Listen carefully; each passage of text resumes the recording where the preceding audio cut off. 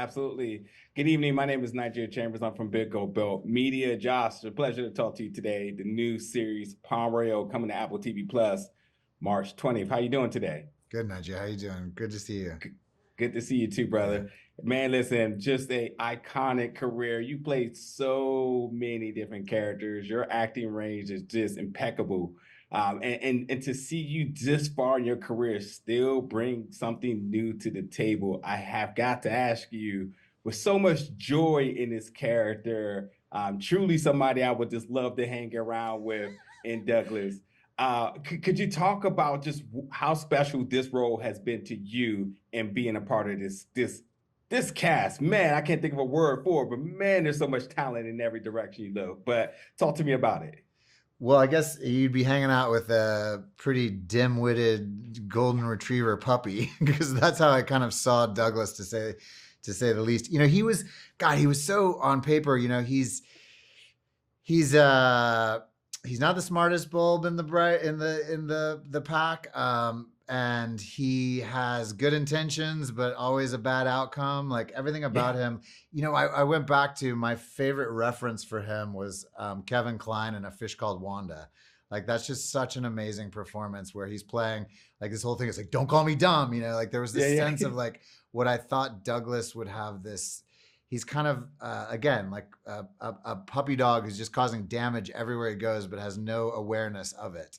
But yeah, this was a dream job, man. This was, I mean, we all talk about it. Like every single person who became involved in this cast, like upped the ante. And I've never experienced a level of professionalism that was, I keep saying it was like a heavyweight boxing match where like, everyone's going to be more prepared and have outtrained you from the day before because they were bringing this like, it was comedy, like competition in a weird way. And yet yeah, the other thing about it was there's like this crazy amount of heart underneath it all and complexity and like nuance and like the depth. And so yeah, it was a really electrifying job. And there was a like palpable amount of pressure you felt every day in a very good way because you yeah. had some of the greatest legends in this business bringing their A game and getting into the ring and Yeah. throwing big haymakers at you, and it was so much fun. That's the main Yeah, I thing. think if I did have to make an analogy, this casting is like a big bowl of Fortnite. Like there's so much diversity in this game right now. No, I mean, I do agree with you with Douglas. Although, like, I feel like I still had a little soft spot for him in episode 4. I mean, he brings so much joy, and although he didn't win any money while he was gambling, you still kind of rooted for him. It's like I won some, but I lost a lot. It's kind of like, it kind of happens that way. And then going to that really quickly too, I gotta talk about the chemistry that you have here. Listen, I had to kind of go back and say, have you and Christian worked together before? Because just what you two bring together on screen is scene stealing. And that's really a lot to say considering just all of the talent around. Could you talk about working across from her, building that chemistry and how much fun it was to be on screen together? I went into this job having nothing but just crazy respect for her as obviously an unbelievable comedic personality who obviously has crazy, incredible improvisation, skills.